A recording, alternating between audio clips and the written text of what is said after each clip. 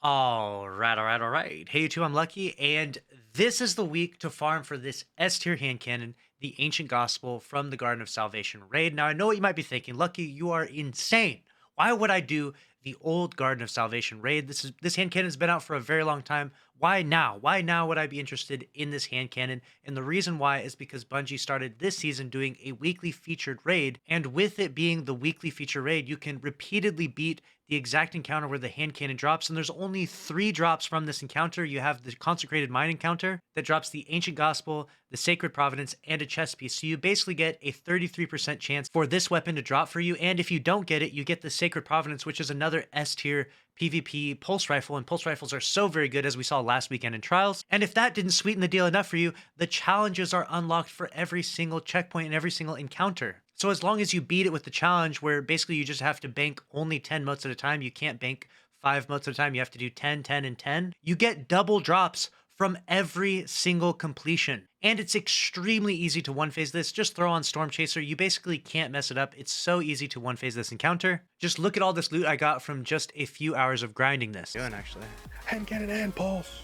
Outlaw. Oh, they've been busting my ass again. Also, rapid hit killed it. Ricochet smuggler. How to get my loot faster. And rapid hit rangefinder, outlaw quick drop. Brenda, the filthy casual. Rain. Sheesh. And if that wasn't sufficient to get you excited enough to go into the Garden of Salvation, I actually got a really good roll of the Ancient Gospel and the Sacred Providence after only a few hours. And you might think to yourself, okay, well, you have streamer loot, you have good RNG. But no, the reason why it's so easy to get a good roll of this is because it has such a small loot pool of perks. These are all the perk options that this weapon can possibly roll. You have Kill Clip, Rangefinder, Dragonfly, and Swashbuckler. The best 2 perks are for sure going to be Kill Clip and Rangefinder for PvP. And then in the other column, you have Rapid Hit, which is really good, Slide Shot, which is probably the best in my opinion. I have the Storm, which is also a really good PvP perk, and then Outlaw, which is probably the worst perk in this slot, but still not that bad of a perk. Of course, after that, you're going to go for Accurized Rounds, Hammer Forged, and then as much range as possible, and you're going to be sliding around to reload this thing. You're going to get crazy good stability, crazy good range with all of this, and this is going to be easily one of the strongest hand cannons in PvP.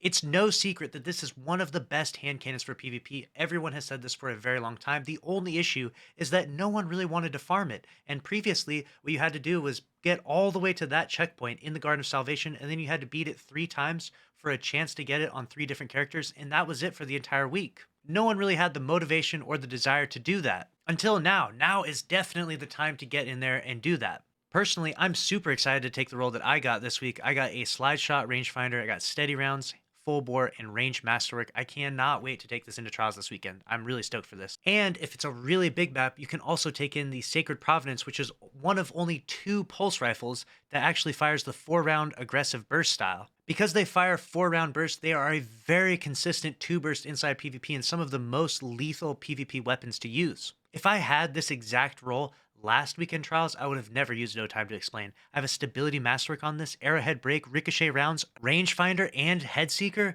This thing is so good. I already took this into Crucible for a few games, and this was crazy to use. Definitely worth grinding this checkpoint for just the Sacred Providence, but it sweetens the pot so much more that you'd only drop Sacred Providence and Ancient Gospel and a chest piece from that encounter. So get your fire team together, get into the raid, and get to that checkpoint. Save that checkpoint on another character, and repeatedly beat the Consecrated Mine checkpoint over and over and over again while doing the challenge. In order to fast farm for these 2 S tier PvP weapons, they are almost guaranteed to get a god roll if you do this for a few hours. If you need a refresher on how to do this, because it's been a long time, let's be honest, what you want to do is have 3 people be the moat people. We call them Gambit 1, 2, and 3, and each of those people collect, of course, 10 moats, so that way you beat the challenge. Have the first person collect 10, and then bank it at the obelisk. The second person collects 10, and the third person collects 10. After you've banked 30, then the boss will go to that obelisk. 2 of the other people will be on eyes. Now, when you are on eyes, the boss will shoot a little blast in the middle. You'll step into that blast, and then you'll call out whether it's the inside or outside, so that way you can shoot all 3 of those eyes around the boss. Now, you can do that solo, so keep that in mind. You don't have to have a teammate with you, but it usually is a little bit easier to have two people on the eyes, and then have your sixth teammate be in the middle, and they can help with eyes, they can help with clearing the ads, they can help with not allowing sacrifices on the pillar of light where you bank the motes, etc. As far as weaponry goes, just use 6 storm chasers. That's super easy. You can use tethers, you can use missiles, blade barrage, really anything will kill this boss pretty effectively. This boss has been terribly power crept with all of the crazy changes to Solar and Void and everything else 3.0. It's not that hard to get a one phase. You may fail it your first or second time, which isn't a big deal. You can just beat the boss in 2 phases, but after you get a good team together, you get your rhythm down, you'll be consistently one phasing this, trust me. Right now I'm going to play some footage of me doing this one phase so that way you can watch as a little bit of a refresher in the current sandbox. So enjoy that footage and make sure to subscribe with notifications on, smash the like button, and happy farming to you out there. Get a god roll for me. Happy dog. Who's Gambit too? Me. Nope, he spawned right here. How convenient. Which is it, Brando? It is.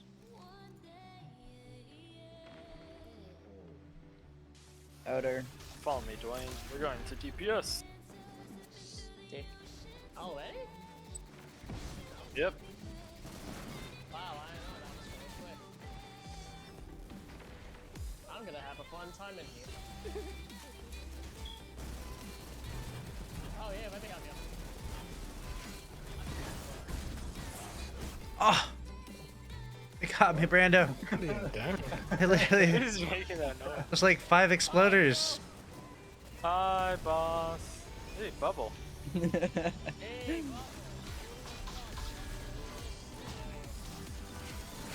There's your tether. On speed down.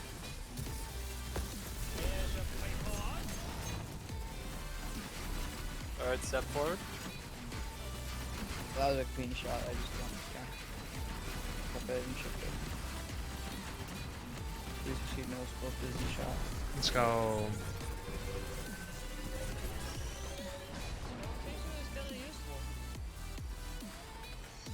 Very good.